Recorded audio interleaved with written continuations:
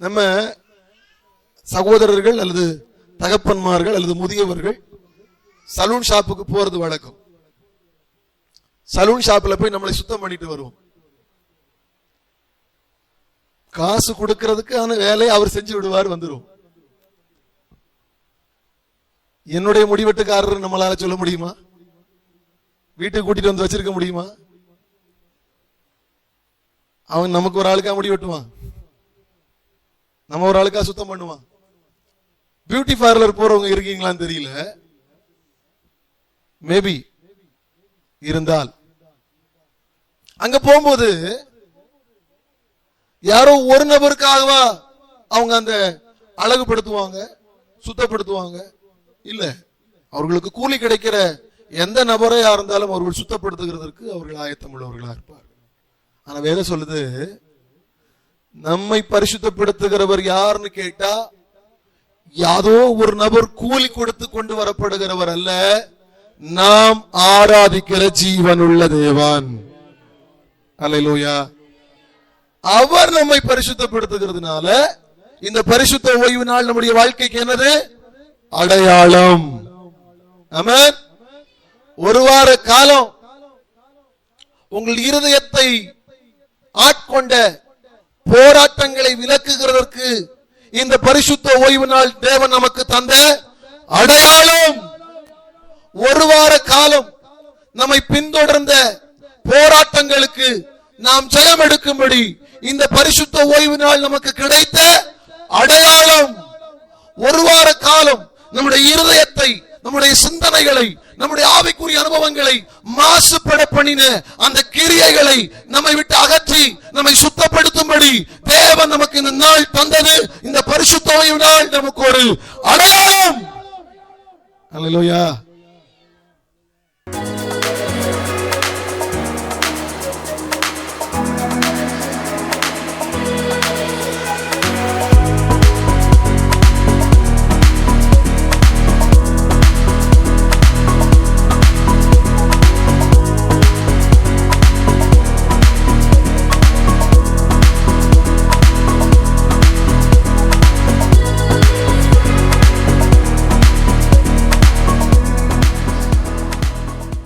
இந்த நாளிலும் ஆண்டவருடைய வார்த்தைகளை கேட்டு அவருக்குள் ஆராதித்து பலனடையும்படி தூரத்தில் இருந்தும் சமீபத்தில் இருந்தும் வந்த ஒவ்வொருவரையும் கர்த்தராகிய இயேசு கிறிஸ்துவின் நாமத்தினாலே நான் வாழ்த்துகிறேன், வரவேற்றுக் கொள்ளுகிறேன்.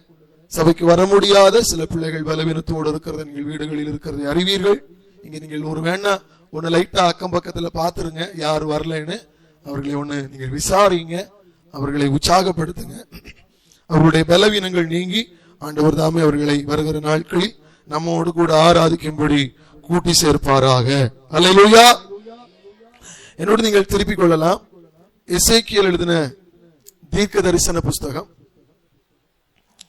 எசேக்கியேல் எழுதின தீர்க்க தரிசன புஸ்தகம், அதனுடைய 12வது அதிகாரம், அதனுடைய 12வது அதிகாரத்தின் 6வது வசனத்தை வாசிக்க கேட்கலாம். அவருடைய கண்களுக்கு முன்பாக எடுத்து வேளையிலே வெளியே கொண்டு போவாயாக. நீ தேசத்தை பாராதபடி உன் முகத்தை மூடிக்கொள், இஸ்ரவேல் வம்சத்தாருக்கு உன்னை அடையாளமாக்கினேன் என்றார். இப்போது நீங்கள் வாசிக்க கேட்ட இந்த வேத வார்த்தையில் இருந்துதான் ஆண்டவருடைய வார்த்தைகளை நான் உங்களுக்கு விளம்பி தரும்படி நான் வாஞ்சிக்கிறேன். ஆவியானவர் அருள் செய்வாராக என்று நான் ஜெபத்தோடு நிற்கிறேன். இப்போது நீங்கள் கேட்ட வசனத்தில் இருந்து நம்முடைய மன்னாவுக்கான அந்த தலைப்பை நீங்கள் எடுத்துக்கொள்வீர்களே என்றால், நம்முடைய தேவன் நம்மை அடையாளப்படுத்துகிற தேவன். அல்லேலூயா. அடையாளப்படுத்துகிற தேவன் என்கிற பதத்திற்கு கீழாக இன்று நான் உங்களோடு பேசும்படியாய் வாஞ்சிக்கிறேன். நீங்கள் இப்போது வாசிக்க கேட்ட எசேக்கியேல் தீர்க்கதரிசியை குறித்து நீங்கள் கொஞ்சம் கவனித்து அதன் பின்பாக ஏன் தேவன் நம்மை அடையாளப்படுத்துகிறார் என்று நான் அந்த வார்த்தைகளை விளம்ப வாஞ்சிக்கிறேன். ஆண்டவர் கிருபை தருவாராக. எசேக்கியேல் என்றால் தேவன் பலப்படுத்துகிறவர் என்று அர்த்தம். நம்முடைய வாழ்க்கையில ஒரு பலன் தேவை என்றால் இந்த உலகத்தினுடைய பலன் உண்டு, அல்லது மாம்சமான சரீரத்திற்கான ஒரு பலன் உண்டு, ஆவிக்குரிய அனுபவத்திற்கான ஒரு பலன் உண்டு. இந்த இரண்டு பலனையும் இந்த உலகத்தில் நாம் தனித்தனியாய் பெற்றுக் கொள்ளுகிறவர்கள். சரீரத்திற்கான ஆகாரத்தை அல்லது பலனை பெற்றுக் கொள்ளும்படி தேவையான ஆகாரத்தை, மருந்துகளை எடுத்து நாம் பெற்றுக் கொள்ளுகிறோம். ஆவிக்குரிய ஆகாரத்தை பெற்றுக்கொள்ளும்படி ஜெபித்தும் வேத வாசித்தும் தேவ ஆலோசனையை கேட்டும் நாம் பெற்றுக் கொள்ளுகிறோம். இந்த இரண்டு ஒன்றாய் சேர்ந்து பலனடைய வேண்டுமானால் தேவன் அந்த மனிதன் மேல் கண்ணோக்கம் உள்ளவராய் அவர் இறங்கி பலப்படுத்த வேண்டும். அல்லேலூயா. இந்த இரண்டும் ஒரே சரியாக நமக்கு பலமாய் கிடைக்க வேண்டுமானால் தேவன் நம்மை பலப்படுத்துகிறவராய் மாற வேண்டும். எசேக்கியேலுக்கு கொடுக்கப்பட்டிருக்கிற அர்த்தம், எசேக்கியேல் ஒரு ஆசாரியனுடைய மகனாக காணப்பட்டவன். கிறிஸ்துவுக்கு முன்பு 622 இருந்து 571 இடைப்பட்ட காலங்களில் வாழ்ந்திருக்கலாம் என்பது வேத பண்டிதர்களுடைய கருத்து. இந்த எசேக்கியா முழுக்க அவர் சொன்ன தீர்க்க தரிசனங்கள் எந்த காலகட்டத்தில் உள்ளது என்றால் நேபுகாத்நேச்சாருடைய காலகட்டத்தில் நடந்த தீர்க்க தரிசனங்கள். முழுக்க ஜனங்கள் சிறையாக்கப்பட போகிறார்கள், தேசம் அடிமையாக போகிறது, ஆலயம் இடிக்கப்பட போகிறது, ஜனங்கள் கொள்ளையாக கொண்டு போகப்படுகிறார்கள், அவர்கள் பொருட்கள் சூறையாடப்பட இருக்கிறது அப்படின்னு எசேக்கியேல் தீர்க்கதரிசி முழுக்க நேபுகாத்நேச்சார் காலத்துல நடக்க போகிற சம்பவத்தை அது முன்கூட்டியே சொல்லுகிறது காட்டிலும் அந்த காலகட்டத்திலேயே அடுத்து என்ன நடக்க போகிறது ஆவியானுடைய வெளிப்பாடோடு பெற்று பேசினவர் தான் இந்த எசேக்கியேல் தீர்க்கதரிசி. அல்லேலூயா. 3 முறையாக நேபுகாத்நேச்சார் இந்த இஸ்ரவேல் ஜனங்களை பங்கிடுகிறார் அல்லது கொள்ளையடிக்கிறார், சிறைப்படுத்துகிறார். கிட்டத்தட்ட வேத பண்டிதர்களுடைய கருத்தின்படி கிறிஸ்துவுக்கு முன் 605, 597, 586 இந்த 3 வருடங்கள் குறிப்பிடப்படுகிறது. கிறிஸ்துவுக்கு முன் 605, 597, 586 இந்த 3 வருஷங்களும் இங்கு இந்த அருமையான எசேக்கியேல் தீர்க்கதரிசி சொன்ன தீர்க்க தரிசனங்களை எல்லாம் வைத்து ஆராய்ச்சி செஞ்ச வேத பண்டிதர்கள் இந்த நேபுகாத்நேச்சார் இஸ்ரவேல் ஜனங்களை கொள்ளையடித்ததை, தேவாலயத்தை சூறையாடினதை, அந்த ஜனங்களை முற்றிலுமாக உரிமை கொண்டாடினதை குறித்து குறிப்பிடப்பட்டிருக்கிறது. இந்த பகுதியை நான் உங்களுக்கு அறிமுகப்படுத்துறது எதுக்குன்னா, வெறும் ஆவிக்குரிய வசனத்தை மட்டும் கேட்டுட்டு போயிடக்கூடாது இல்லையா? இந்த வசனம் எந்த காலகட்டத்தில் எழுதப்பட்டது அதை நீங்கள் புரிந்து கொள்ளும்படியாக நான் உந்தப்படுகிறேன். 3 பகுதிகளாக இந்த எசேக்கியேல் தீர்க்க தரிசன பகுதியை நாம் பிரிக்கலாம். 1 - 24 வரை பரிசுத்த நகரமாகிய இஸ்ரவேல் அழிவதற்கு முந்தி கொடுக்கப்பட்ட தீர்க்க தரிசனம். 1 - 24 வரை இந்த நகரம் அழிக்கப்படுகிறதற்கு முன்பு கொடுக்கப்பட்ட தீர்க்க தரிசனம். 25 - 32 வரை புறஜாதிகளுக்கான தீர்க்க தரிசனம். நம்ம கடந்த நாட்கள்ல கொரோனா காலத்துல ஒரு பகுதியை வாசிச்சு தியானித்தோம். இந்த எசேக்கியேல்ல இருந்து தான் புறஜாதிகளுக்கு கொடுக்கப்பட்ட தீர்க்க தரிசனம். 33ஆம் அதிகாரத்திலிருந்து 41ஆம் அதிகாரம் வரை பரிசுத்த நகரத்திற்கு அல்லது இஸ்ரவேலுடைய பிந்திய அழிவுக்கான தீர்க்க தரிசனம் 3 பகுதிகளாக கொடுக்கப்பட்டிருக்கிறது. 1 முதல் 24 வரை முந்தி அளிக்கப்படுகிறதான தீர்க்க தரிசனம். 2வது புறஜாதிகளுக்கான 25 - 32 வரை புறஜாதிகளுக்கான தீர்க்க தரிசனம். 33 முதற்கொண்டு 41 வரை பரிசுத்த நகரம் பின்பு மறுபடியும் சூறையாடப்படும், மறுபடியும் அளிக்கப்படும் என்று சொல்லப்பட்டிருக்கான தீர்க்க தரிசனம். இதுல ரொம்ப முக்கியமாய் நாம் புரிந்து கொள்ள வேண்டிய பகுதி என்னன்னா, எசேக்கியாவை ஆண்டவர் வித்தியாசமாய் பயன்படுத்தினார். நீங்க ஒன்று புரிந்து கொள்ளணும், நம்ம சபையில் வருகிற எல்லா ஊழியக்காரர்களையும் ஒரே வட்டத்திற்குள்ள ஒருபோதும் நிறுத்தி பழகக்கூடாது. அல்லேலூயா. ஒவ்வொருவருக்கும் ஆண்டவர் கொடுத்த கிருபைகள் வேற, தாளந்துகள் வேற, வரங்கள் வேற. அல்லேலூயா. அது எந்த அடையாளத்தில், எதன் அடிப்படையில் சொல்றேன்னா வேதத்தினுடைய அடிப்படையில் சொல்றேன். ஆதியாகமத்தில் இருந்து வெளிப்படுத்தின விசேஷம் எழுதின யோவான் வரையிலும், அதாவது ஆதியாகமத்தில் மெல்கிசேதேக்காக வெளிப்பட்ட அந்த பிரதான ஆசாரியன் முதற்கொண்டு பின்பு இருக்கிற பத்மு தீவில் இருந்து தீர்க்க தரிசனம் எழுதின யோவான் வரையிலும் நீங்கள் கவனிப்பீர்களேயானால் ஒவ்வொருவரும் ஊழியம் செய்தார்கள். ஒவ்வொருவரும் ஒரே மாதிரியான ஊழியத்தை செய்யவில்லை. தேவனால் பெற்றுக்கொண்ட கிருபைகளின்படி, வரத்தின்படி, தாளந்துகளின்படி, தேவன் நடத்திப்பின்படி ஊழியம் செய்தார்கள். அல்லேலூயா. புரியுதுங்களா? அப்ப நம்ம எந்த ஊழியக்காரர்களையும் ஒற்ற வட்டத்துக்குள்ள கொண்டு நிறுத்தக்கூடாது. நம்முடைய தேவன் ஒன்றன் பின் ஒன்றாக ஆண்டவர் யாரையோ ஒருவர் அனுப்பி விடுவார். இனி சீக்கிரத்தில் இனி ஒரு நபரும் வருவார். வருகிறவர்களும் ஆண்டவருடைய ஊழியத்தை செய்யும்படியாக அவரால் அழைப்பு பெற்றவர்களும் கிருபை வரங்களை பெற்றவர்களும் தேவ திட்டத்தை பெற்றவர்களுமே. அல்லேலூயா. அதனால ஒரு திராசுல படிக்கல்ல வச்சுட்டு இன்னொரு கிளாஸ்ல அந்த படிக்கல்லுக்கு ஏற்ற அரிசி அளக்கிறது போல ஒரு கல்லுல இன்னொரு ஊழியக்காரனை வச்சுட்டு இன்னொரு தட்டுல இன்னொரு ஊழியக்காரனை வச்சு எடை போடக்கூடாது. அவர்களுடைய ஊழியத்தை கொடுத்தது கர்த்தர். அல்லேலூயா. நம்ம வழக்கமா அந்த மளிகை சாதனங்கள், மசாலா சாதனங்கள், அரிசி பருப்புன்னு கடையில போய் எடை போட்டு வாங்கி வாங்கி நமக்குள்ள வந்த ஒரு வியாதி என்னன்னா எல்லாத்தையும் எடை போட்டு பார்க்க ஆரம்பிச்சிட்டோம். அல்லேலூயா. சோ அந்த எடை இருக்கக்கூடாது. ஏன்னா ஆண்டவருடைய ஊழியத்தை செய்கிறவர்களுக்கு உத்தரவாதி யாருன்னு கேட்டா ஆண்டவர் உத்தரவாதம் பண்ணுகிறவர். அல்லேலூயா. அவருக்கு கொடுத்திருந்த அந்த ஊழிய பகுதி என்பது மிக வித்தியாசமானது. திடீர்னு எசேக்கியாவை சொன்னாரு, எசேக்கியாவே நீ ஒரு செவரை தோரமிடு, தோரமிட்டுட்டு எல்லாரும் பார்த்துக்கிட்டு இருக்க அந்த தோரத்தின் வழியாக கொஞ்சம் பொருட்களை தலையில எடுத்துட்டு போ. நம்ம செய்வோமா? நம்ம தலையில கை வச்சு சொன்னாதான் தீர்க்க தரிசனம் நம்புவோம். எசேக்கியாவுக்கு ஆண்டவர் தீர்க்க தரிசனம் சொல்றாரு, செவரை தோரமிடு, எடுத்துட்டு போ. அடுத்து சொல்றாரு எசேக்கியாவே நீ அசுத்தமான எரிபொருளை கொண்டு ஆகாரத்தை சமையல் பண்ணு. செய்வோமா?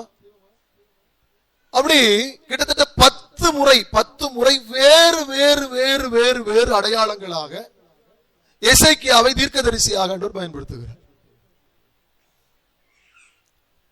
இதன் இடையில தான் இந்த 12ஆம் அதிகாரத்தில் ஆண்டவர் ஒரு தீர்க்க தரிசன வார்த்தையை எசேக்கியேலுக்கு ஆண்டவர் வைக்கிறார். அந்த வார்த்தை தான் என்ன வார்த்தைனா, நான் உன்னை அடையாளப்படுத்தினேன். அல்லேலூயா. இஸ்ரவேல் வம்சத்தாருக்காகவே நான் உன்னை அடையாளமாக்கி. பிரியமான தேவ சபையே, நம்மை நம்முடைய தேவன் இந்த ஆலயத்தில் கொண்டு வந்து நிறுத்தி இருக்கிறதற்கு ஒரு நோக்கம் உண்டு. இந்த கர்த்தருடைய சன்னதியிலே நம்மை கொண்டு வந்து வைத்ததற்கு ஒரு நோக்கம் உண்டு. இந்த வசனத்தின்படி நீங்கள் ஆவிக்குரிய அனுபவத்திற்குள்ளாய் வருவீர்களே ஆனால், இந்த வசனம் சொல்லித் தருகிற ஒரு அற்புதமான வார்த்தை, இஸ்ரவேல் வம்சத்தாருக்கு முன்பு உன்னை அடையாளமாக்கினேன். அல்லேலூயா. அப்போ இந்த தேசத்தாருக்கு முன்பு, இந்த உலக ஜனத்திற்கு முன்பு, நாம் பார்த்து கொண்டிருக்கிற இந்த உலகத்திற்கு முன்பு தேவனாகிய கர்த்தர் தன்னுடைய பிள்ளைகளை விசேஷமானவர்களாய் கண்டு அவர்களை இந்த உலகத்திற்கு முன்பு அடையாளம் உள்ளவர்களாய் நிறுத்துகிறார். ஏன் நம்முடைய தேவன் நம்மை அடையாளம் உள்ளவர்களாய் நிறுத்த வேண்டும் என்பதை நம்ம கொஞ்சம் புரிந்து கொள்ளணும். இன்னைக்கு எலெக்ஷன் நாட்கள் நெருங்கி வருகிறது. இந்த எலெக்ஷன் சம்பந்தப்பட்ட அந்தந்த கட்சி, அது எந்த கட்சியா வேணாலும் இருக்கட்டும், அவர்களை நீங்க கவனிச்சு பாப்பீங்கன்னா அந்தந்த குறிப்பிட்ட கட்சியினுடைய அங்கத்தினர்கள் நான் இந்த கட்சியை சார்ந்தவன் என்பதற்கான ஒரு அடையாளத்தை பாக்கெட்லயோ கழுத்துலயோ அல்லனா கம்பாட்டு ஒரு கொடி எங்கிலும் பிடிச்சிட்டு நடப்பாங்க. உங்களுக்கு தெரியும், இன்னும் புதுசு இல்ல. அந்த உருவத்தை பார்த்து என்ன சொல்லுவோம், இவனுக்கு வந்திருக்குது. அது எவருங்களா இருக்கட்டும். இது இயற்கை. சாதாரண ஒரு உலகத்திலேயே ஒரு உலக ராஜ்யத்தை காண்பிக்கும்படி ஒரு உலக மனிதருக்குள்ள ஒரு அடையாளம் இருக்குமானா, தேவ பிள்ளைகளை வேறு விரிக்கிற தேவன் தேசத்தாருக்கு முன்பாய் தன்னுடைய பிள்ளைகளை அடையாளப்படுத்துகிறதற்கும் ஒரு நோக்கம் உண்டு. அல்லேலூயா. புரியுதுங்களா? நான் எந்த கட்சியும் பற்றியோ அரசியலை பற்றியோ பேச வரல, புரிய வைக்கிறதுக்காக தான் அந்த சம்பவத்தை எடுத்தேன். அதனால நீங்க வார்த்தையை புரிந்து கொள்ளுங்கள். நம்முடைய தேவன் நம்மை அடையாளமாக்குகிறதற்கு ஒரு நோக்கம் உண்டு. இந்த பதத்தை நீங்கள் புரிந்து கொள்கிறதற்கு முன்பு ஒரு உதாரணத்தை சொல்லித்தர நான் வாஞ்சிக்கிறேன். 2 சாமுவேல் 18ஆம் அதிகாரத்தினுடைய 18வது வசனத்துக்கு நேராக நீங்கள் போய் வாசித்து பார்ப்பீர்களே ஆனால், 2 சாமுவேல் 18:18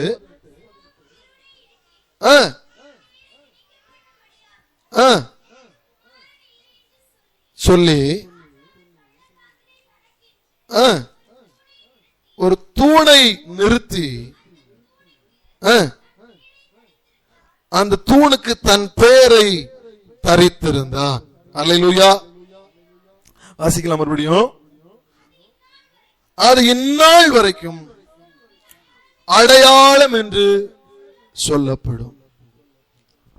தாவீது ராஜா தனக்கு நிறைய பிள்ளைகள் இருந்தார்கள். தாவீது ராஜாவுடைய சம்பவம் நமக்கு நிறைய படிச்சிருக்கிறோம். அவருக்கு நிறைய பிள்ளைகள் உண்டு. ஆனா தாவீது ராஜா யார் ராஜாவாக வருவார்னு நினைச்சார்னு கேட்டா, அப்சலோமை தன்னுடைய அடுத்த தலைமுறையாக, தன்னுடைய அடுத்த ராஜாவாக சாலோமனை பற்றிய சிந்தனை வருகிறதற்கு முன்பு அப்சலோமின் மேலதான் அதிக கவனம் உள்ளவனாக இருந்தான். ஏன் சொல்லுவேன்னு கேட்டா, அப்சலோம் நான் ராஜாவாக மாற போகிறேன் என்று சொல்லி ராஜ்யபாரத்தை தன்னுடைய கையில் எடுத்த போது அவன் எதிர்த்து ஒன்னும் போராடல. சரி, அவனாகிலும் ஜனங்களை நேர்த்தியாய் நடத்தி செல்லட்டும் சொல்லி அவன் வழி விலகி போகிறதை நீங்கள் பார்க்க முடியும். இன்னும் ஒரு வசனத்தை உங்களுக்கு நினைவுபடுத்துவேன். ஆனால் 2 சாமுவேல் 14ஆம் அதிகாரம், 2 சாமுவேல் 14ஆம் அதிகாரம் அதனுடைய சில வசனங்கள் இங்கு அப்சலோமை குறித்து மிக தெளிவாக நமக்கு சொல்லித் தருகிறதை பார்க்க முடியும். அந்த முதலாவது வசனத்தை வாசிக்கலாம்.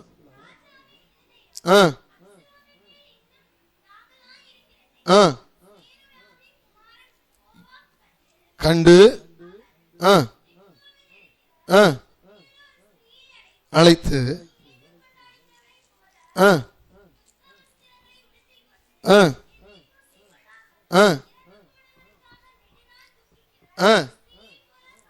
காண்பித்து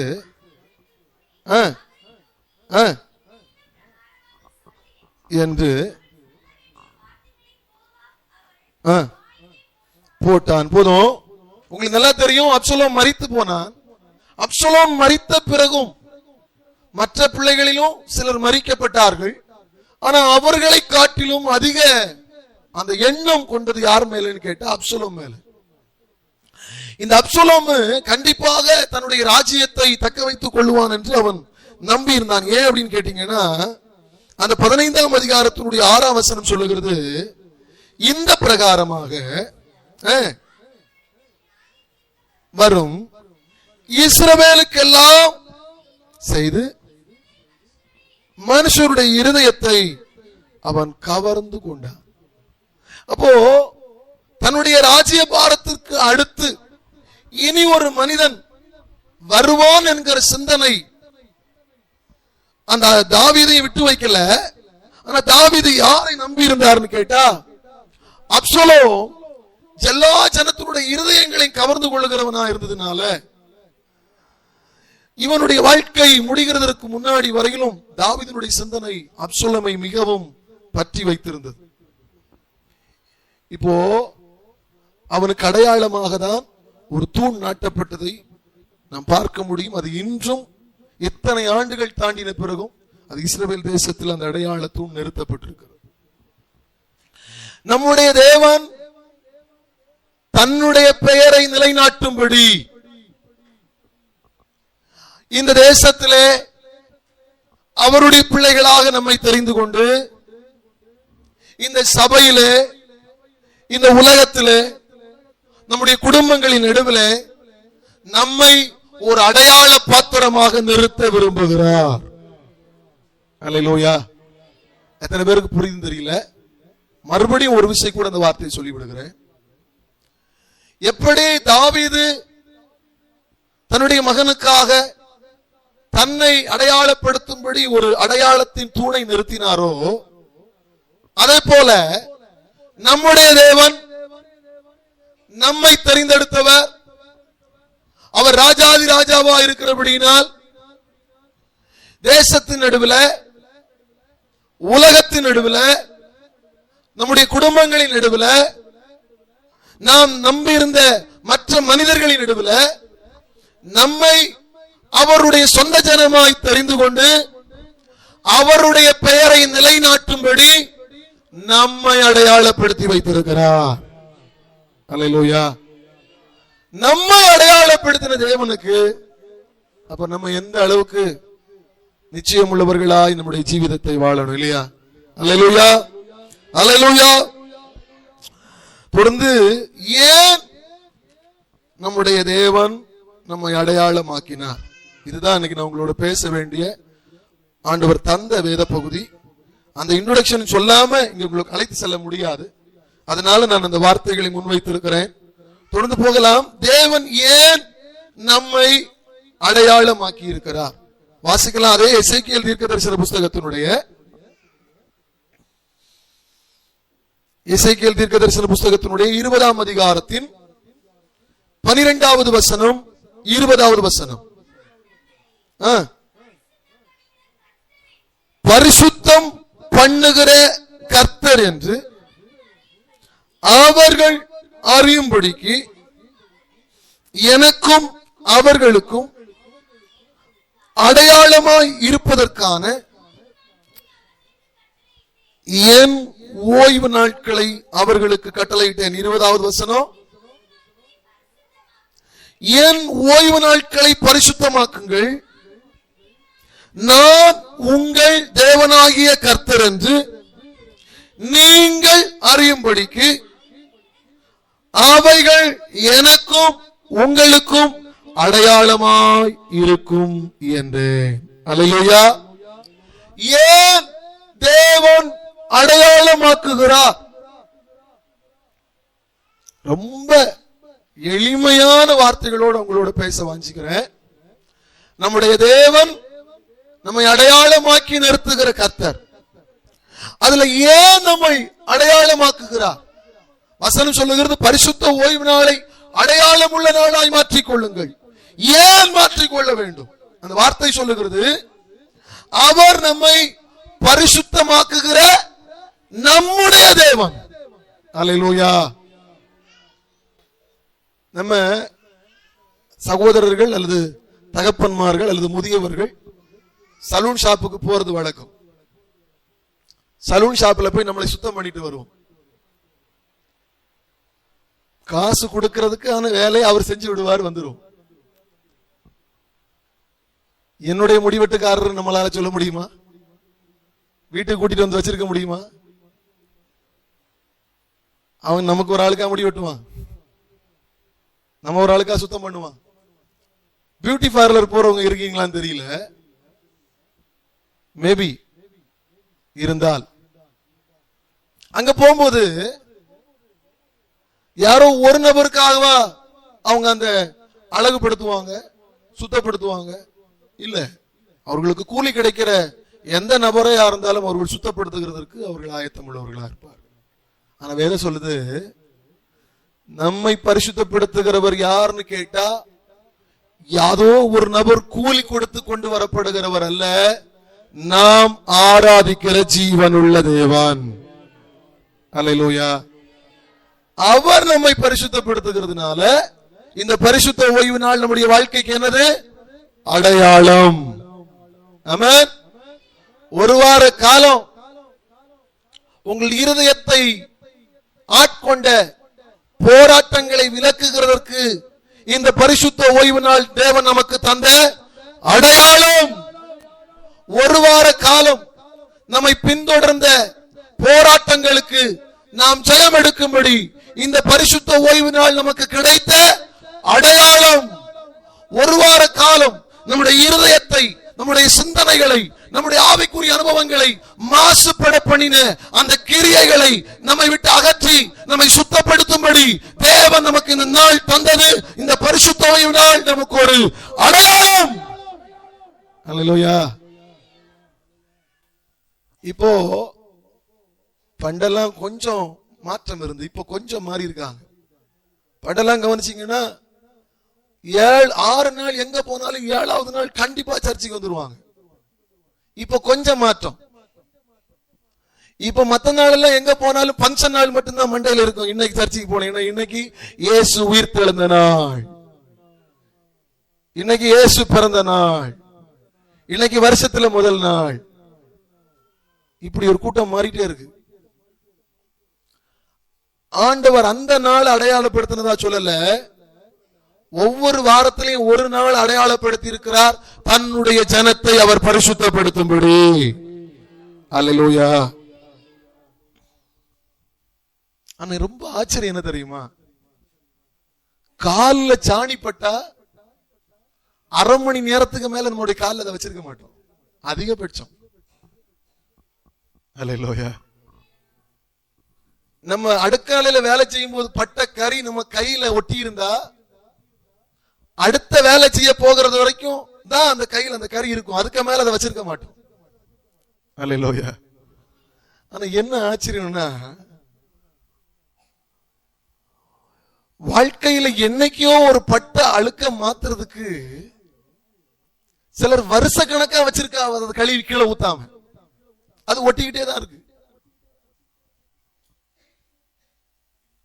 நம்மை பரிசுத்தப்படுத்தும்படி தேவன் நமக்கு தந்த ஒரு நாள், அது பரிசுத்த ஓய்வு நாள். பாஸ்டர் நீங்க சொல்றது உண்மைதான் பாஸ்டர். நாங்க அன்னைக்குதான் எங்க வீட கழுவுவோம், அன்னைக்குதான் எங்க வீட்டுல கிடக்கக்கூடிய எங்க பிள்ளைக்கு நிக்கிற துணியில இருந்து எங்க வீட்டுல இருக்க பெட்ஷீட் வரைக்கும் அன்னைக்குதான் துவைப்போம். எங்க வீட்டுல கூட்டி போட்டிருக்க பாத்திரம் முதற்கொண்டு கப்பு சாசர் சட்டி பானையெல்லாம் அன்னைக்குதான் அடிச்சு நொறுக்கிறது கழுவுவோம். நிறைய இருக்கு, மைண்ட் வாய்ஸ் கேக்குது.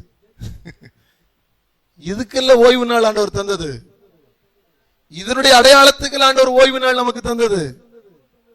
மற்ற நாளிலாகிலும் வேலை பழுதுகளினால் தேவ சமூகத்தில் போக முடியாத நாம், அவர் எனக்கு முன் குறித்த நாள், அது ஒரு அடையாளத்தினால். அவர் என் தேவனாயிருந்து என்னை சுத்தப்படுத்துகிற நாள். அல்லேலூயா. ஆராதனை நேரம் பகல் குளிர்ச்சியான வேலையில அவர் என்ன பண்ணினாரா? உலாவினார். உலாவும் போது, அவர் உலாவும் போது மரம் இருந்தது, கனி இருந்தது, அந்த தோட்டத்துக்குள்ள நல்ல நல்ல மிருகங்கள் எல்லாம் இருந்தது. 2 பேரை காணல. யார எங்க போச்சுன்னு தெரியல. அவர் உலாவமா ஒண்ணு இல்ல, அவர் உலாவினார். இருக்க வேண்டிய 2 பேரை காணல. கேட்டா எங்களுக்கு கல்யாண வீடு பாஸ்டர், எஜமான் விருந்துக்கு கூப்பிட்டப்போ எங்களுக்கு மாடு மேய்க்கணும். நான் சொல்லல, ஓமையில அப்படிதான் சொல்லப்பட்டிருக்கு. நாங்க அதனால அங்க போயிட்டு வரோம். பிரியமானவர்களே, தேவன் நமக்கு ஒரு அடையாளத்தின் நாளை தந்திருக்கிறார். எங்களுக்கு மாசத்துல ஒரு ஊழியர் கூட்டம் உண்டு.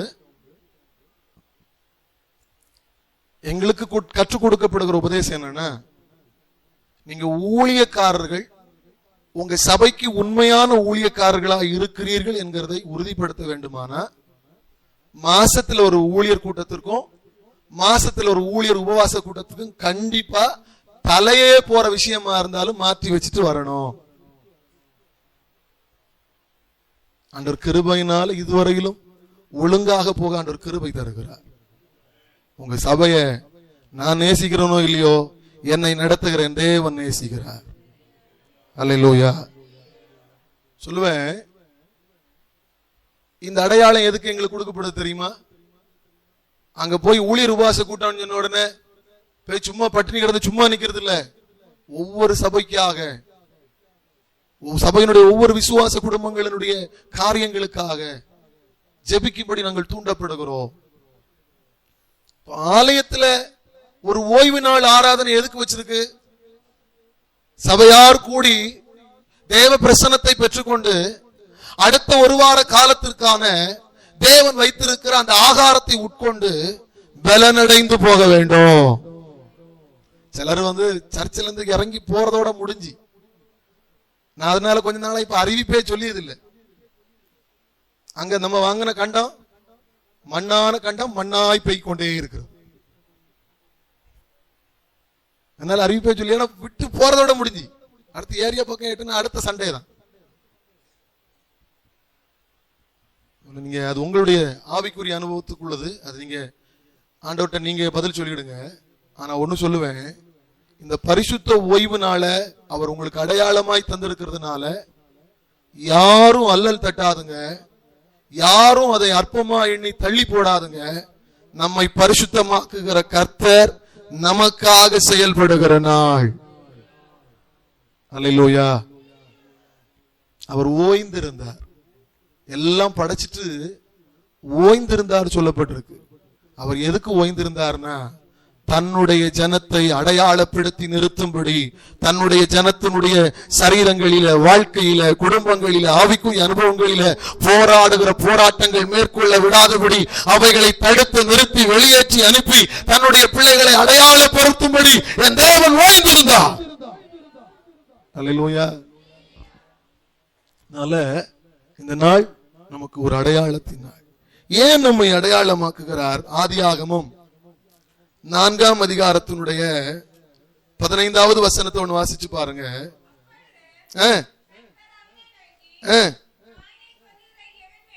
காயினை கொல்லுகிற எவன் மேலும் சுமரும் என்று சொல்லி கொன்று போடாதபடிக்கு கர்த்தர் அவன் மேல் ஒரு அடையாளத்தை போட்டார். அடையாளம் போடப்படுகிறதற்கு முன்ன இந்த மனுஷன் யாரு? சண்டேஸ் கிளாஸ் கேள்வி ஆகுது. யார் இந்த மனுஷன்? கொலையாளி. அடையாளம் போடப்படுகிறதற்கு முன்ன இவன் யாரு?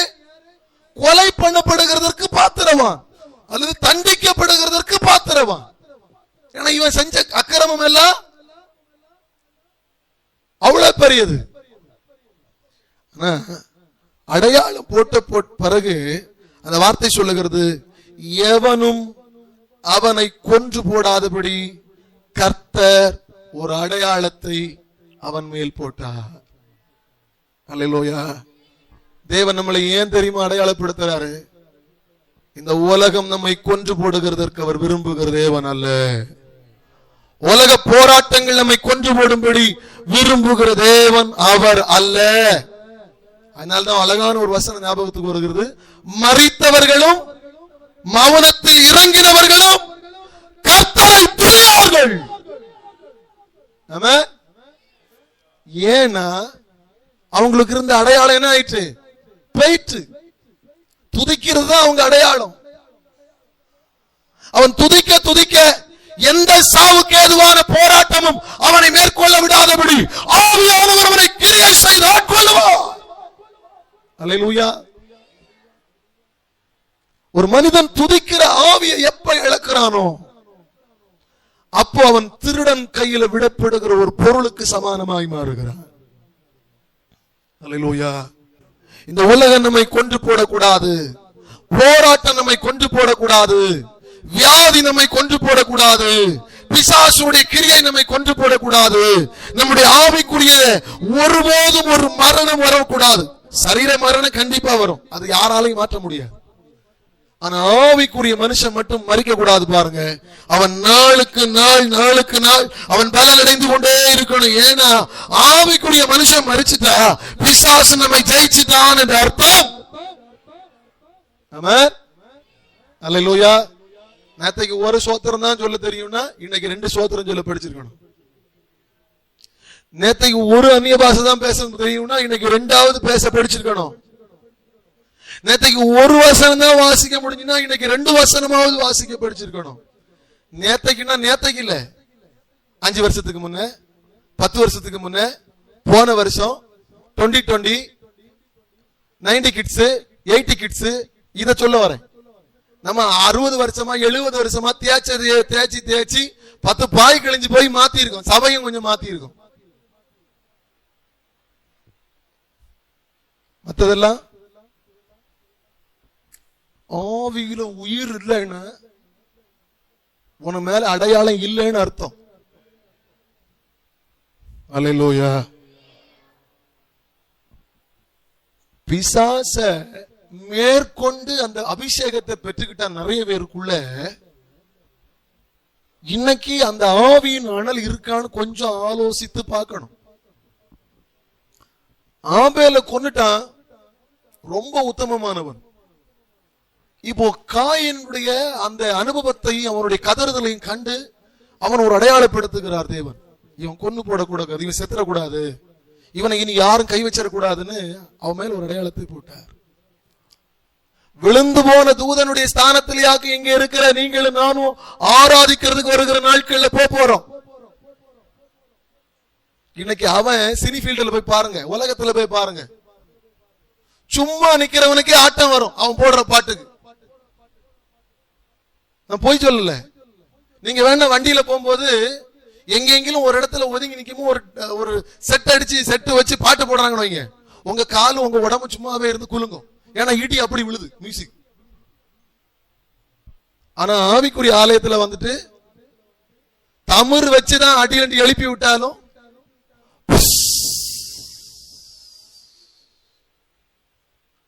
கண்ணை மூடுங்கள், கையை அடியுங்கள். இதே நான் திருப்பி திருப்பி சொல்லிட்டு இருந்தா நான் எப்ப ஆராதிக்கிறது? அல்லேலூயா. ஆவியில அனல் உண்டாகணும்னா அவர் தந்த அடையாளத்தோட ஜீவனம் பண்ண பழகணும். ஆமென். கர்த்தர் நீங்க மரிச்சிடக்கூடாது, உங்களுடைய ஆவிக்குரிய அனுபவத்தில் ஒரு வீழ்ச்சி வந்துடக்கூடாதுன்னு அழகான ஒரு அடையாளத்தை தந்திருக்கிறார் தேவன். நமக்கு ஒரு அடையாளத்தை ஏன் தந்தாருன்னா, எவனும் நம்மை கை வைக்கிறதற்கு விடாதல் இருக்கும்படி, நம்முடைய ஜீவனை எவனும் பறித்து விடாமல் இருக்கும்படி, நம்முடைய உயிரை எந்த மனிதனும் தொட்டு விடாமல் இருக்கும்படி, எந்த தேசாதிபதியின் வல்லமைகளும் நம்முடைய ஜீவனுக்கு ஆமென் விலை பேச விடாதவர்கள் இருக்கும்படி கர்த்தர் நம்மை அடிமையாய் அல்ல விடுதலை ஆக்கப்பட்ட அடையாளங்களின் பாத்திரமாய் அவருடைய பிரகாரங்களில் கொண்டு வந்து வைத்திருக்கிறார். அல்லேலூயா. அப்படின்னா ஆவியில் அனல் அடைந்து கொண்டே இருக்கணும், ஆவியில் அடைந்து கொண்டே இருக்கணும். எலிசா தீர்க்கதரிசியை குறித்து சொல்லப்பட்டிருக்கு, இரட்டிப்பான வரத்தை பெற்றவன். மாம்சம் போச்சுது, மாம்சம் போயிட்டு, ஆனா எலும்புல அந்த ஆவி இருந்தது. அல்லேலூயா. மரித்த ஒரு மனிதனுடைய சடலத்தை அந்த எலிசாவினுடைய எலும்பு கூடு கிடக்கிற கல்லறைக்குள்ள கொண்டு போட்ட போது எலிசாவுடைய கைகள் தொட்டோ, எலிசாவுடைய வார்த்தைகள் தொட்டோ, எலிசாவுடைய சரீரம் தொட்டோ உயிர் பெறல. எலிசாவுடைய எலும்பு தொட்ட போது அந்த மரித்த சரீரமானது உயிர் பெற்றது. அல்லேலூயா. அடையாளம் அதுக்குதான், அடையாளம் அதுக்குதான். சரீரம் மாம்சம் பலவீனமானதுதான், ஆவியோ உற்சாகம் உள்ளது. நான் ஜெபிக்கிற வார்த்தை, நான் ஜெபிக்கிற பதம், நான் கை தட்டுற போதும் ஏன் பக்கத்துல இருக்கிறவனையும் ஜெபிக்க வைக்கல, ஏன் பக்கத்துல இருக்கிறவங்களையும் ஜெபிக்க வைக்கல. அவங்களும் கை தட்டி ஆராதிக்கணும் ஒரு தூண்டுதல உண்டு பண்ணலைன்னா எனக்குள்ள அந்த ஆவியானவர் இல்ல. ஆமென். மேல் வீட்டறையில பரிசுத்த ஆவியானவர் இருந்து இறங்கும் போது வெறும் 120 பேர் தான். அப்ப அவங்க ஆராதனை எப்படி இருந்திருக்குன்னு யோசிச்சு பாருங்க. ஒரு பெரிய ஆரவாரம், 18 பட்டணத்தார் அந்த இடத்துல கூடி வந்து இவர்கள் நம்முடைய ஜென்ம வாசைகளை பேசுகிறார்களே. அல்லேலூயா. அப்ப அவங்க ஆராதனை எப்படி இருந்திருக்கும்? பேதுரு கடந்து கத்திட்டே கிடந்திருப்பாரோ? இன்னைக்கு எங்களும் மைக்கும் இதெல்லாம் இருக்கு. அன்னைக்கு எல்லாருடைய அந்த ஆவி ஒரு மனதோடு இருந்ததினால ஆசைவு உண்டானது. அல்லேலூயா.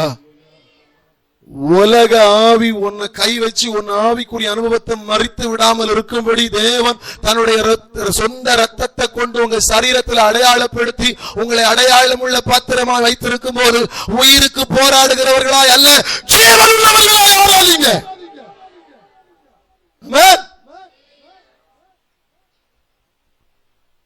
உயிருக்கு போராடுறவர் பாத்தீங்களா? ஐசியூ வார்டுல போய் பாருங்க.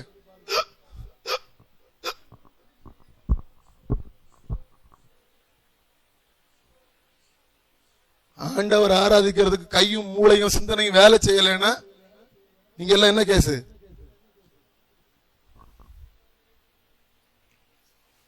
பரிசுத்த ஆவியானவர் அடையாளமா பெற்றுட்டோம். என் ஜீவனுக்காக உத்தரவாதம் தந்த தேவனுடைய அடையாளத்தை நான் பெற்றுட்டோம். இன்னும் நான் மரித்தவனை போல போராடி கொண்டிருந்து என்ன பிரயோஜனம்? அல்லேலூயா.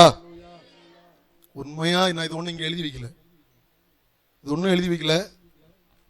ஆவியானவர்கிட்ட நீங்க யாராவது கோபம் இருந்தா முட்டங்கல்ல போட்டு நீர் அந்த மனுஷன் சொந்தமா பேசினானா ஆண்டவரை உங்க வார்த்தையை பேசினானான்னு கேட்டுக்கிடுங்க. அல்லேலூயா.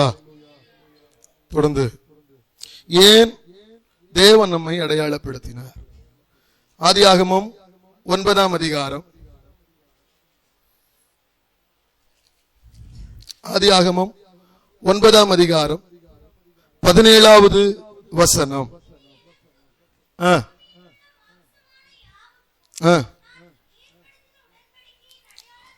உடன்படிக்கையின் அடையாளம் என்று நோவாவோடே சொன்னார். அவருடைய கோபம் உலகத்தில் பற்றி எரிந்து கொண்டிருக்கிறது.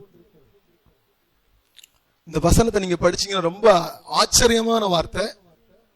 முழு ஜனங்களும் தண்ணீரினால் தத்தளித்துக் கொண்டே இருக்கிறார்கள். போராட்டமான களத்துக்குள் உலகம் போய்கொண்டே இருக்கிறது. ஆனா நோவாவும் அவனுடைய பிள்ளைகளும் இனி வருகிற அடுத்த தலைமுறைகளும் பாதுகாக்கப்படும்படி தேவனால் ஒரு அடையாளம் போடப்பட்டிருக்கிறது. அல்லேலூயா. முதல்ல நம்ம மரிச்சிடக்கூடாதுன்றதுக்கு ஒரு அடையாளம் போட்டார். இரண்டாவது, நானும் என் வீட்டாரும் எனக்கு பின் வருகிற தலைமுறைகளும் பாதுகாக்கப்படும்படி, கர்த்தருடைய கோபம் வந்து விடாமல் இருக்கும்படி. அதனால்தான் அவர் சின்ன சிக்ஷையோட நிறுத்துறார். ஏன் அவர் எல்லார் மேலையும் கோபப்படுறது இல்லைன்னா அதுக்குதான் வசனம் சொல்லுது. அவர் ஏற்கனவே ஒரு அடையாளத்தை போட்டார். அவர் நம்மை பாதுகாக்கிற தேவன். நாமும் நம்முடைய குடும்பமும் நம்முடைய அடுத்து வருகிற தலைமுறைகளும் பாதுகாக்கப்படும்படி தேசம் அறியத்தக்கதான ஒரு அடையாளத்தை தேவன் நம்மில் வைத்திருக்கிறார். வியாதியை கண்ட உடனே, பிரச்சனையை கண்ட உடனே, போராட்டத்தை கண்ட உடனே தேவனை மறந்தாரோ, தேவனை விட்டுட்டாரோ நினைக்காதுங்க. அவர் நம்மை கைவிடுகிற தேவன் அல்ல. அல்லேலூயா. இந்த வார்த்தை மிக அற்புதமான வார்த்தை. வேளையிலிருந்து காக்கப்பட்ட அந்த ஜனத்திற்கு அவர் சொல்லுகிறார், இந்த உடன்படிக்கையை நான் ஏன் வச்சிருக்கேன்னு கேட்டா, இந்த உடன்படிக்கையை நான் ஏன் ஏற்படுத்தினேன் கேட்டா, இது அடையாளம். உங்க குடும்பம் பாதுகாக்கப்படணும், உங்க பிள்ளைகள் பாதுகாக்கப்படணும், உங்க தலைமுறைகள் பாதுகாக்கப்படணும். தேவன் வைத்த அடையாளம். அவருடைய பேழைக்குள்ள கொண்டு வச்சு நம்மை நடத்துகிறாரே, நம்மை விசாரிக்கிறாரே, நம்மை போஷிக்கிறாரே, நம்மை தாங்குகிறாரே, நம்மை தப்பு வைக்கிறாரே. தேவன் நம்மை குடும்பமாக பாதுகாக்கும்படி அவர் நம்மை அடையாளப்படுத்தி இருக்கிறார். ஹல்லேலூயா, ஹல்லேலூயா, ஹல்லேலூயா. தொடர்ந்து வேகமாய் யாத்திரையாகமம் 4ஆம் அதிகாரத்தினுடைய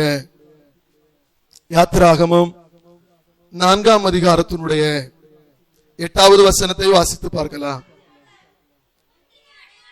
முந்தின அடையாளத்தை உன்னை நம்பாமலும் போனால் பிந்தின அடையாளத்தை கண்டு நம்புவார்கள். இது ஒரு வசனம். அப்படியே நீங்க அடுத்த ஆரோனுடைய சம்பவத்துக்கு நேராக பார்ப்பீங்கன்னா, மோசேயின் இடத்துல சொல்வார், நீ உன்னுடைய சகோதரன் இடத்துல எல்லாவற்றையும் நான் தந்த அடையாளத்தை காண்பேன்னு சொல்லுவார். அப்புறம் மோசேயும் ஆரோனையும் கூப்பிட்டு சொல்லுவார், இந்த நான் உங்களுக்கு கையில் தந்திருக்கிற கோலை பார்வோனுக்கு முன்பாக கொண்டு போய் போடுங்க. ஏன்னா இது மனிதனால் கிடைக்கப்பட்ட அடையாளம் அல்லது தேவனால் கிடைக்கப்பட்ட அடையாளம். என்னன்னா, மந்திரங்களையும் யாகங்களையும் ராஜா உலக தேசாதிபதியினுடைய கிரியைகளையும் மேற்கொள்ளுகிற வல்லமை தேவன் தந்திருக்கிற அடையாளங்களில் இருக்கிறது. அல்லேலூயா, அல்லேலூயா, அல்லேலூயா. இந்த வசனத்தை எடுத்தா நீங்க வாசிக்கலாம். பார்வோனுக்கு முன்பாக அந்த கோல் கொண்டு போடப்படுகிற சம்பவம் எத்தனாவது வசனமா? 7ஆம் அதிகாரத்தினுடைய 10வது வசனம். மோசேயும் ஆரோனும் பார்வோனிடத்தில் போய் கட்டளையிட்டபடி செய்தார்கள். முன்பாகவும் தன் கோலை போட்டான், அது சர்ப்பமாயிற்று. அழைப்பித்தான். மந்திரவாதிகள் தங்கள் மந்திர வித்தையினால் அப்படியே செய்தார்கள். போட்டபோது ஆரோனுடைய கோலோ விழுங்கிற்று. அல்லேலூயா. ஏன் தேவன் அடையாளப்படுத்தி இருக்கிறார் தெரியுமா? மாந்திரிகங்களை மேற்கொள்ளணும். ஏன் தேவன் அடையாளப்படுத்தி இருக்கிறார் தெரியுமா? பார்வோனுடைய கிரியைகளை மேற்கொள்ளணும். ஏன் தேவன் அடையாளப்படுத்தி இருக்கிறார் தெரியுமா? எல்லா மந்திரவாதிகளுடைய திட்டங்களையும் மேற்கொள்ளணும். சும்மா ஒண்ணு அவர் நம்மளை அடையாளப்படுத்தினேன்னு சொல்லல. அதனால்தான் மத்தேயு எழுதின சுவிசேஷ புத்தகம் 10ஆம் அதிகாரம் நினைக்கிறேன், என் நாமத்தினால் அல்லது நீங்கள் விசுவாசத்தோடு நீங்கள் செய்கிற அடையாளங்கள் என்று சொல்லப்பட்டிருக்கு. மத்தேயு எழுதின சுவிசேஷ புத்தகம் 10ஆம் அதிகாரத்தை திருப்பி பாருங்க. சீஷர்களை அவர் அனுப்பிவிடும் போது எடுத்தீங்களா? வாசிங்க.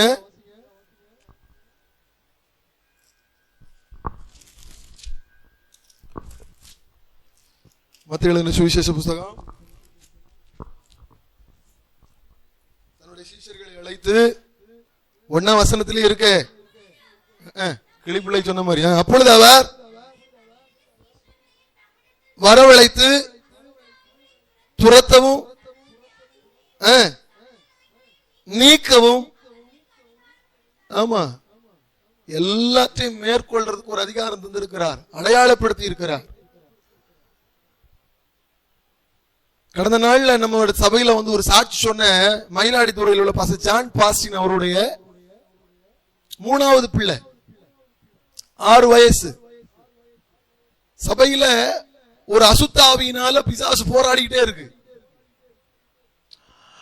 ஆண்டவர் சொன்னாராம், பாஸ்டர்ட்ட உன் பையனை கையை வைக்க சொல்லு.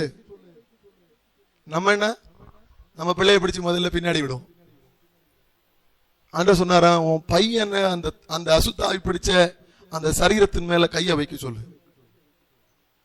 இவருக்கு ஒரே குழப்பம், அவனுக்கு 6 வயசு தான் ஆச்சு.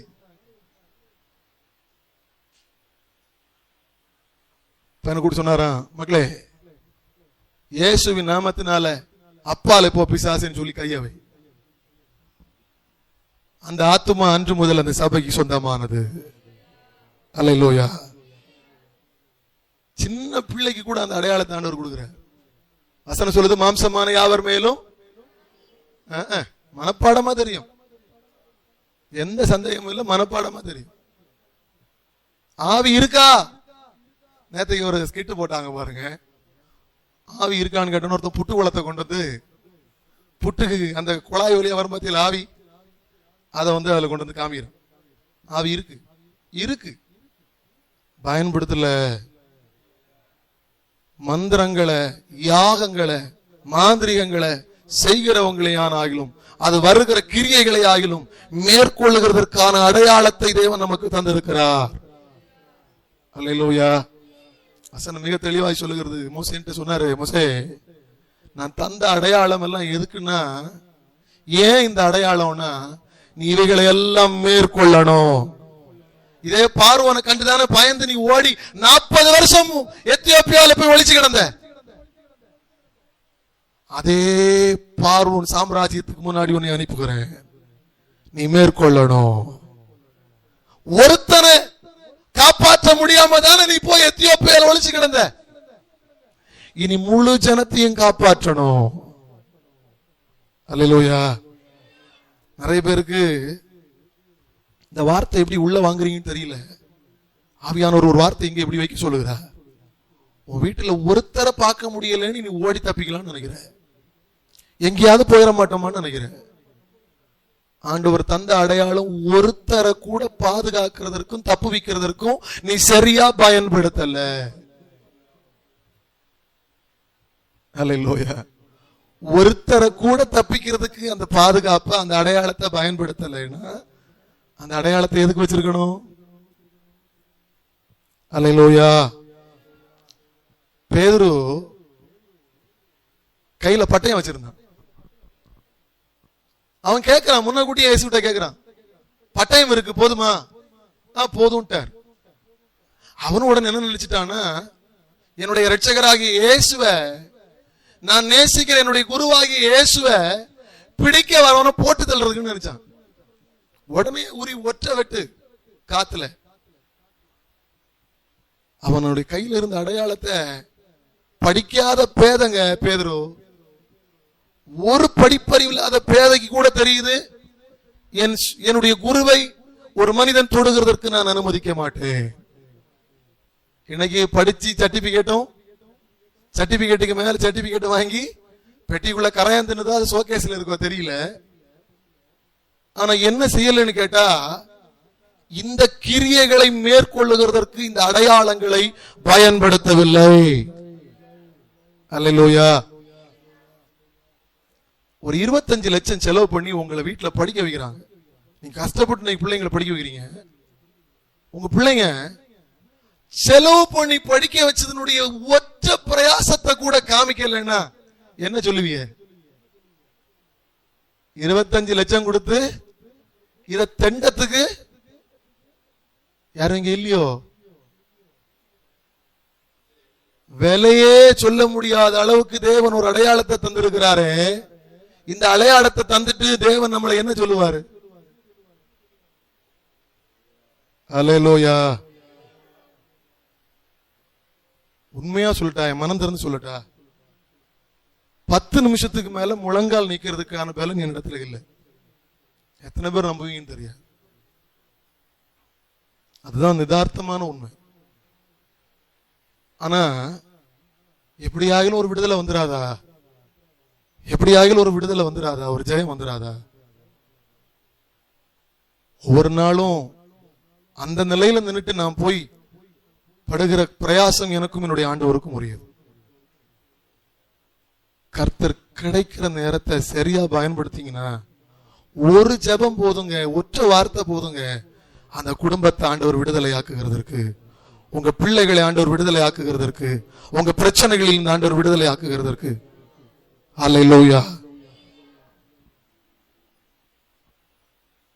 அவர் தந்த அடையாளத்தை எதுக்கு தந்திருக்கிறார்னா, இதெல்லாவற்றையும் மேற்கொள்ள வேண்டும். பார்வோனை மேற்கொள்ளணும், எகிப்திய ஜனத்தை மேற்கொள்ளணும், சமுத்திரத்தை மேற்கொள்ளணும், வனாந்தரத்தை மேற்கொள்ளணும், எரிகோவை மேற்கொள்ளணும், யோர்தானை மேற்கொள்ளணும், கானான் தேசத்துக்குள்ள இருக்கக்கூடிய இந்த அந்நிய கிரியைகள் எல்லாம் மேற்கொள்ளணும். இதை மேற்கொள்ளுகிறதற்கு தான் அவர் கையில் அந்த அடையாளத்தை தந்திருக்கிறார். ஹல்லேலூயா. சிலருக்கு ராத்திரி கனவு வரம்பு மட்டும்தான் இந்த பைபிள் டிவிக்கு மேல இருந்து கட்டிலுக்கு கிட்ட வரும். சிலருக்கு பயம் வரும்பு மட்டும்தான் பல மாசத்துக்கு முன்ன வாங்கி பூத்தனம் பூத்து இருக்கிற ஜெபம் என்ன ஞாபகத்துக்கு வரும். இங்க சொல்லவே இல்லை, நான் யாருக்கு வீட்டுக்குள்ளே வந்து பார்க்கவும் இல்லை, எனக்கு தெரியவும் செய்யும். அல்லேலூயா.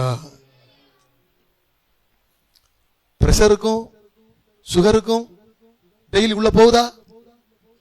மருந்து போதா? ஒரு சொட்டு எண்ணெய் அல்லனா ஒரு வசனம் அல்லனா ஒரு நிமிஷ ஜெபம் ஏன் உள்ள போகல?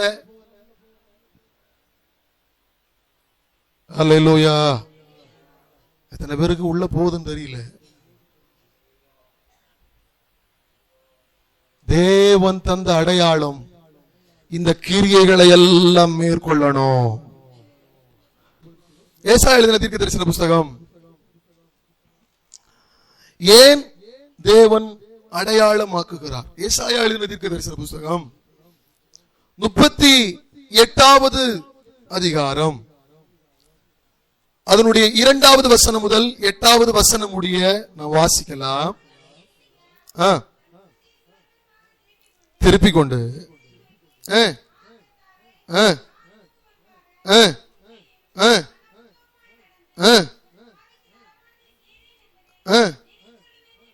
விண்ணப்பம் பண்ணி அழுதான்.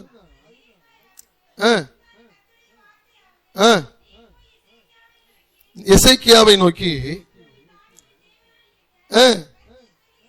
என்னவென்றால் உன் விண்ணப்பத்தை கேட்டேன், கண்டேன், கூட்டுவேன்,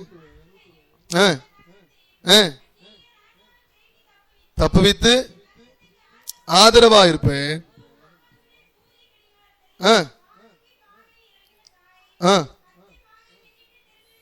10 பாகை பின்னிட்டு திருப்புவேன் என்றார். தாம் சொன்ன இந்த வார்த்தையின்படி கர்த்தர் செய்வார் என்பதற்கு இது கர்த்தரால் உனக்கு அடையாளமா இருக்கும் என்று சொல் என்றார்.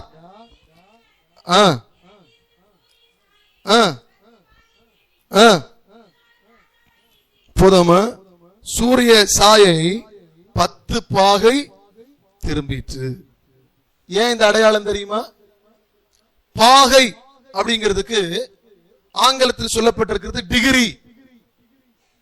ஒரு பாகை என்பது 4 நிமிடம்.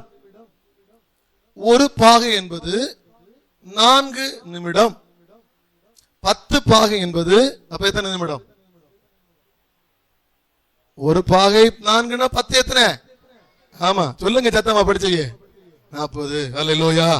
40 நிமிடத்தை அந்த சூரிய கடிகாரத்துல பின்னிட்டு போக பண்ணினார்.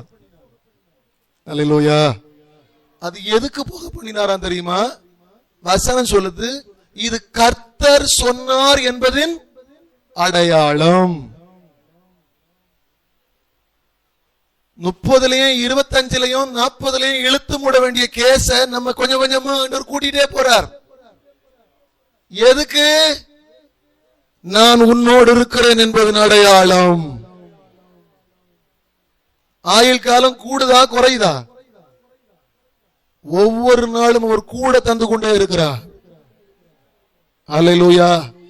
நீங்க வேணா கோபம் வரும்போதும், வெப்பராளம் வரும்போதும், சண்டை வரும்போதும், வீட்டுல இறங்கின அடிதடி வரும்போது கடவுளை எனக்கு எப்ப எடுங்கடவுளைன்னு கத்தலாம். இந்த நெஞ்சில கொட்டில இடிச்ச போல விட்டு எடுங்கடவுளை எடுங்கடவுளைன்னு இடிக்கலாம். மேல இருக்கவர் ஏன் தெரியுமா தராரு?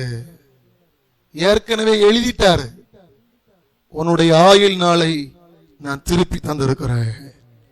40 நிமிஷத்தை திருப்பி வர வச்சார். ஜீவனை அவர் இரட்டத்தனையாய் தந்து கொண்டிருக்கிறார். ஒவ்வொரு செகண்ட்லயும் மனுஷர்கள் மறிக்கிறாங்க. ஒவ்வொரு செகண்ட்லயும். போன வாரம் பார்த்தது அதே நாட்களை நம்ம பார்க்கிறோம். போன வருஷம் பார்த்த அதே குடும்பத்தை நம்ம பார்க்கிறோம். நம்முடைய சபையில ஆண்டவர் ஒரு கிருபையை தருகிறார். கிருபையை தருகிறார். நம்மளும் இழப்பை சந்திக்கிறவர்கள். ஆனா காசா பட்டணத்துல அழிஞ்சு மாறுறது மாதிரி நம்மள ஆண்டவர் அழிக்கல. ஈரான்லயும் ஈராக்லயும் ஜப்பான்லயும் அழிஞ்சு மாறுறது மாதிரி ஒண்ணு நம்மள ஆண்டவர் அழிக்கல. அவர் அதன் நேரங்களில் கொஞ்சம் கொஞ்சமா விட்டுட்டு இருக்கிறார். அவ்வளவுதான். நம்முடைய கடிகாரத்தின் நாட்களை பின்னிட்டு திரும்ப பண்ணினதற்கு ஒரு காரணம் உண்டு. அவர் நம்மை அடையாளப்படுத்தினதுக்கு தெரியுமா? இவர்கள் சுகத்தோடு வாழ வேண்டும். அடிக்கடி ஒரு வார்த்தை ஞாபகத்துக்கு வரும். வியாதியை உன்னை விட்டு விலக்குவேன், அப்பத்தையும் ஆசீர்வதிப்பேன். திரும்பினாரம் அந்த சூரிய கடிகாரத்தினுடைய பாகையை 40 நிமிஷம் திருப்பி வர வச்சாரு. நம்மளால சாதா ஓடுற கடிகாரத்தை ஒரு நிமிஷம் கூட ஓட வைக்க முடியாது. முள்ள வேணா கொண்டு வேணா எக்ஸா திருப்பி விடலாமே தவிர கூட ஓட வைக்க முடியாது. அவர் பின்னிட்டு திரும்ப பண்ணினாராம். நம்முடைய ஆயுள் நாளை பின்னிட்டு திரும்ப தந்திருக்கிறார். ஆண்டவரத்துல நான் ஒண்ணுதான் கேட்டேன். ஆண்டவரே, எனக்கு ஜீவனை தந்தீங்கன்னா இனியாயில் உங்க ஊழியத்தை செய்வான். ஆண்டவரே, ஓஹோ உனக்கு இன்னும் 80-90 வயசு ஆச்சோ அப்படின்னு கேக்குறீங்களா? எனக்கு தெரியும். எனக்கு உயிருக்கு ஆண்டவர் வச்ச செக் எனக்கு தெரியும். எத்தனை பேருக்கு ஆண்டவர் செக் வச்சாரு? முடிய வேண்டிய இடத்துல ஆண்டவர் ஏன் மறுபடி தந்தாரு? ஏன் முள்ள திருப்பி ஓட வச்சாரு? லக்கோ சிலர் இன்னைக்கு அவன் லக்கல தப்புனா, லக்கல தப்பி ஒரு லக்கும் இல்ல பொக்கும் இல்ல. சூரிய கடிகாரம் பின்னிட்டு வந்தது போல ஆயுள் காலம் திரும்பி வருதுன்னா அதுக்கு நமக்கு லக்கு ஒண்ணும் கிடையாது. அவர் நம்மை சொன்ன வாக்கை நிறைவேற்றி கொண்டிருக்கிறார். ஹல்லேலூயா. நான் சுகத்தோட வாழ வேண்டும் என்று அவர் எனக்கு வைத்த அது அடையாளம். இந்த அடையாளத்தை கூட நான் பெற்றுக்கொள்ள முடியலனா, இந்த அடையாளத்தை கூட நான் சொந்தமாக்கி கொள்ளலைனா, ஹல்லேலூயா. நிறைய வார்த்தை இருக்கு, முடிச்சிருங்க. திருப்பி நம்ம எடுத்த வேத பகுதிக்கு நேராகவே போலாம். எசேக்கியா எழுதின தீர்க்க தரிசன புஸ்தகம் 12ஆம் அதிகாரத்தினுடைய 6வது வசனம்.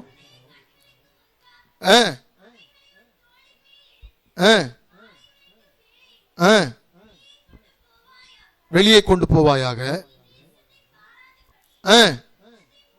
முகத்தை மூடிக்கொள், இஸ்ரவேல் வம்சத்தாருக்கு உன்னை அடையாளமாக்கினேன் என்றார். நம்முடைய தேவன் நம்மை அடையாளப்படுத்தினதற்கான காரணத்தை தான் கொஞ்சத்தை தான் பார்த்தோம், எல்லாம் பார்க்க முடியல.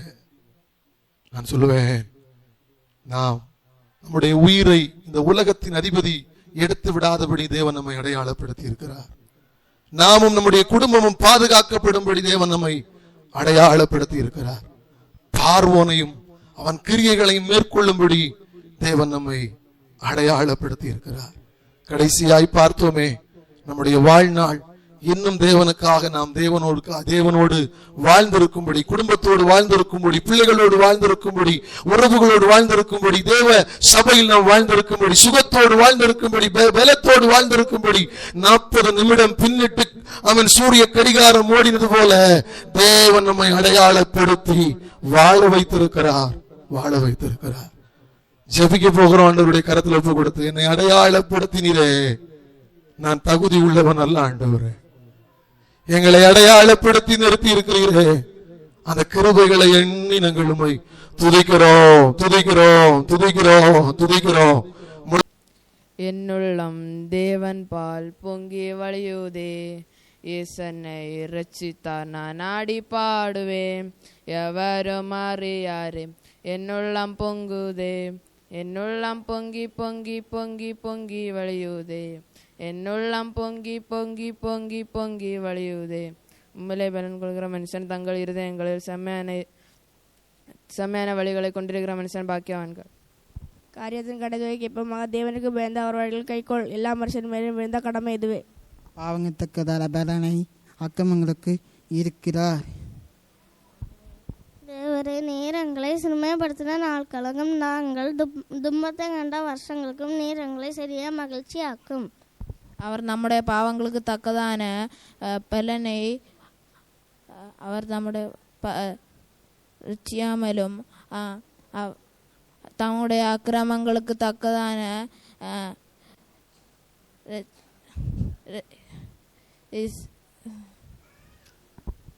कतर में बरा இருக்கிறார் தாழ்ச்சியடைன். जो पृथ्वी में रहते हैं उन्हें मैं हरी चराइयों में चलाऊंगा.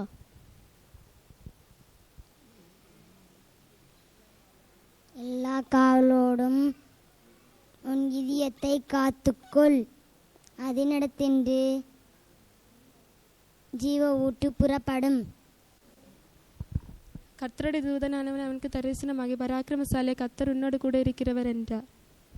கர்த்தருடைய தூதனான பராக்கிரமசாலியை கர்த்தர் உன்னோடு இருக்கிறார் என்றார். ராஜாவின் நாட்களோடு நாட்களை கூட்டி வருஷங்கள் தலைமுறை தலைமுறையாக இருக்கும். தேவன் நீர் எங்களை சிறுமைப்படுத்தின நாட்களுக்கும் நாங்கள் துன்பத்தை கண்ட வருஷங்களுக்கும் எங்களை சரியாய் மகிழ்ச்சியாக்கும். யாக்கோபு என்னும் பூச்சியே, இஸ்ரவேலின் சிறு கூட்டமே, பயப்படாதே, நான் உனக்கு துணை நிற்கிறேன் என்று கர்த்தரும் இஸ்ரவேலின் பரிசுத்தரும் ஆகிய உன் மீட்பர் உரைக்கிறார். ஏசாயா 41 அதிகாரம் 14வது வசனம்.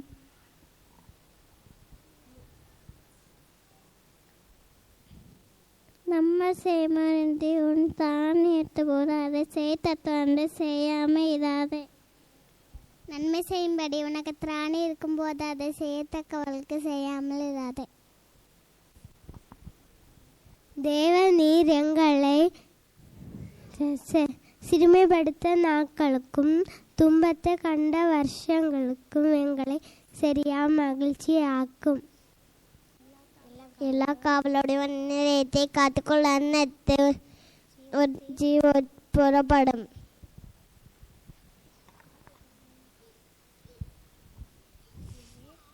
ஆதியிலே தேவன் வானத்தையும் பூமியையும் சிருஷ்டித்தார்.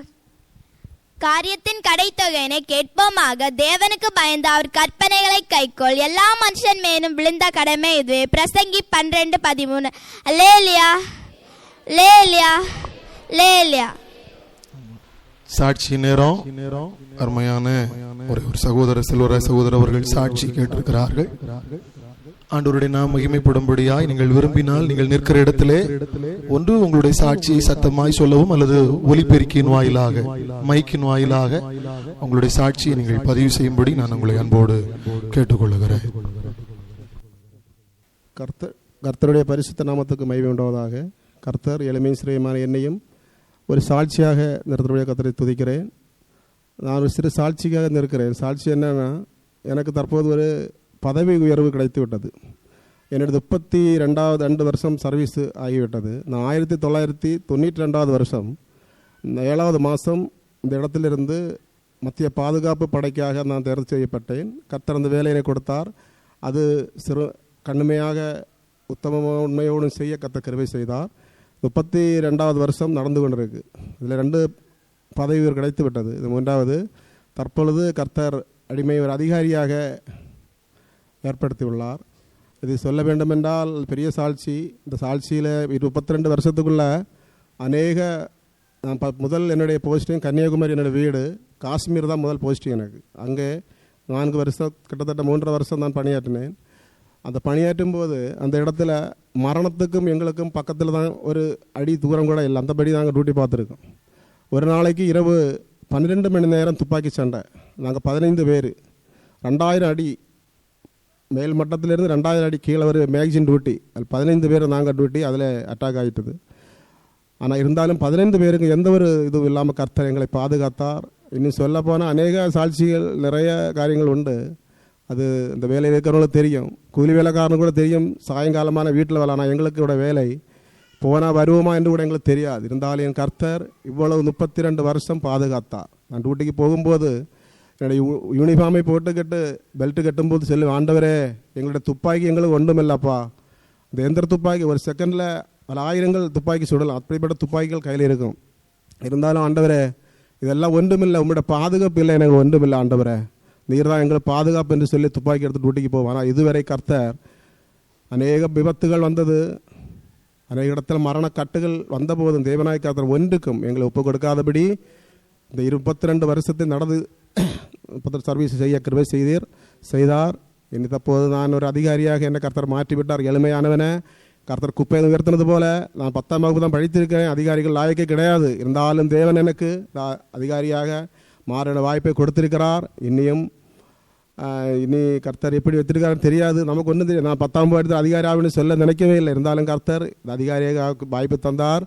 இன்னும் கர்த்தர் என்ன நடத்தணுமோ கர்த்தர் சித்தப்படி செய்யட்டும், எல்லாம் அவரை கருத்தில் கொடுத்திருக்கிறேன்.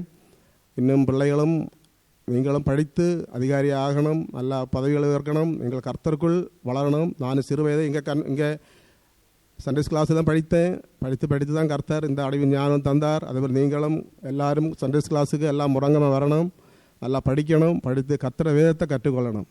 அதுதான் கர்த்தர் வேதம் தான் நமக்கு வெளிச்சம், அதுதான் நடத்துவார். இன்னும் அதிகமாக கர்த்தர் பாதுகாத்துக்கு இருக்கிற வேலையும் கர்த்தர் நாமத்தில் முழுமையாக செய்ய கர்த்தர் கிருபை தர வேண்டும் என்று ஸ்தோத்திரிக்க. மட்டுமல்ல, தற்போது எனக்கு போஸ்டிங் டிரான்ஸ்ஃபர் ஆகிவிட்டது. நான் கொச்சின் போகணும். இத்தனை நாளும் 10-15 வருஷம் பக்கத்தில் இருந்தேன். கர்த்தர் ஆராதிக்க அடிக்கடி வர வாய்ப்பு கிடைத்தது.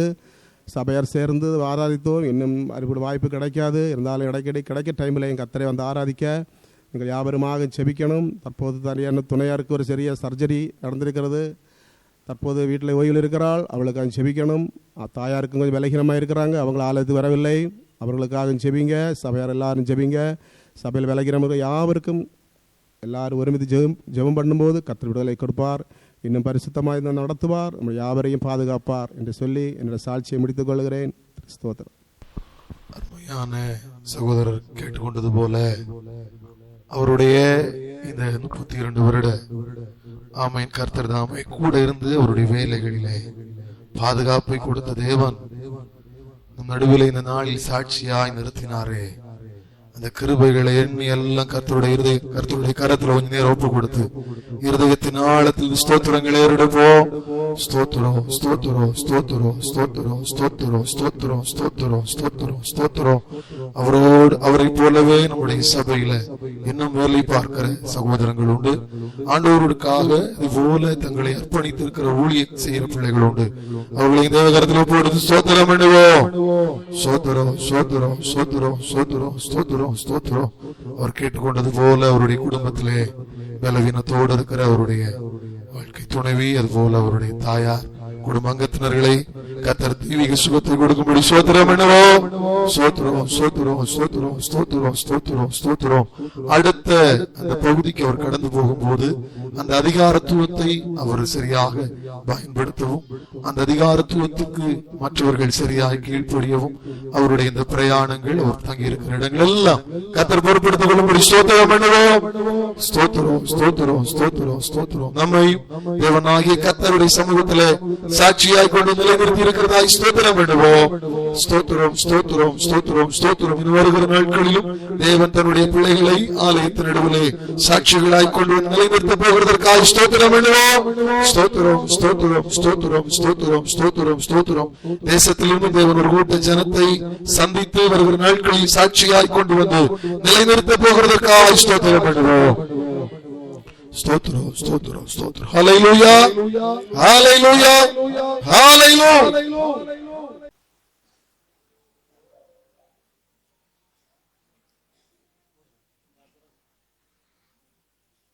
तेरी खूबसूरत आंखों ने जब मुझको देखा, खत्म हो गया सोचा था पर जीवन हूँ मैं।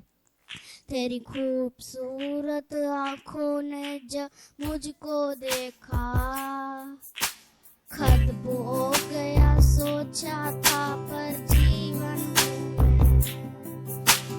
अज्ञात मुझको अच्छी तरह से याद करके पहुंचा यीशु ने। अज्ञात मुझको अच्छी तरह से याद करके पहुंचा यीशु ने।